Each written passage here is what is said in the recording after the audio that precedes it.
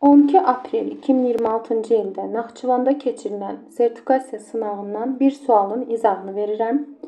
Deməli, baxaq müəllimlər burada. Aşağıdakı tənliklər sisteminə əsasən bu ifadənin qiymətini tapın deyir. Baxıram aşağıda loqaritmik tənliklər sistemidir.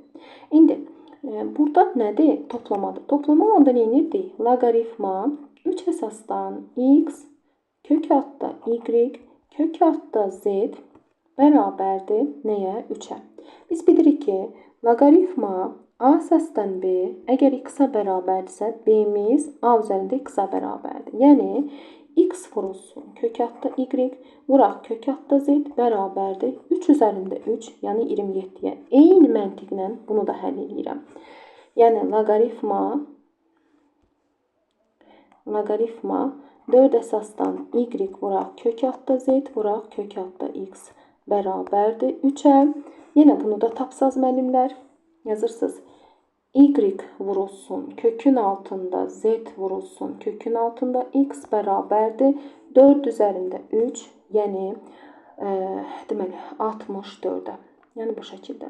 Həmçinin buradan da baxanda da görsənir ki, bu da 5 üzərində 3, yəni z vurulsun x kök altda x vurulsun kök altda y-də 5 üzərində 3, yəni 125-ə bərabərdir. Hamısını bir-birinə vuraq. Gəlin, bunu da alt-alta yazaq, bunu sistem kimi. Məsələn, x vurulsun kök altda y vuraq kök altda z də 27-yə bərabərdir. Bax, bunu bir sistem tənlikdə yazıb, hamısını bir-birinə vursaz, onda belə bir tənlik alacağım. X, deməli, bunlar da elə bir x-in kvadratı vurulsun y-in kvadratı vurulsun z-in kvadratı bərabərdir. 27 vurulsun 64 vurulsun 125 şəklində bir ifadə aldım. Bundan kök alsam x vuraq y vuraq z bərabərdir. Kökün altında 27 vurulsun 64 vurulsun 125-ə. Bu da eləyir 120 kökün altında 15. Bizdən nəyi soruşur? Bizdə deyir ki, 3-cü dərəcədən tap. Yəni 3-cü dərəcədən bunu tap deyir də. 120 kökün altında 15-i tap.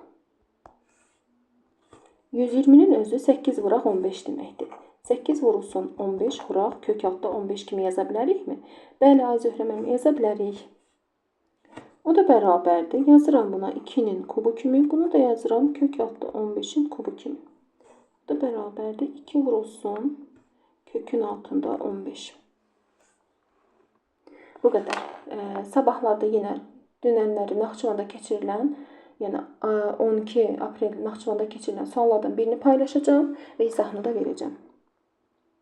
İnşallah.